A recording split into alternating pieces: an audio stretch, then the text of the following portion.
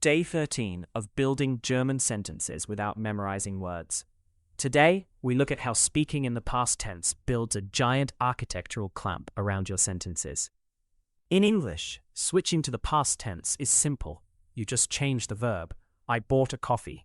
In spoken German, you can't just drop bought into position 2.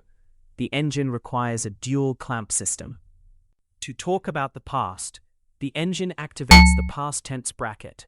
The helper verb haben, to have, seizes your position 2 anchor cage, while the real action verb morphs into a G word and locks down the absolute dead end. Look at the brackets clamp down on the data. I have a coffee, bought. Real German, ich habe einen Kaffee gekauft.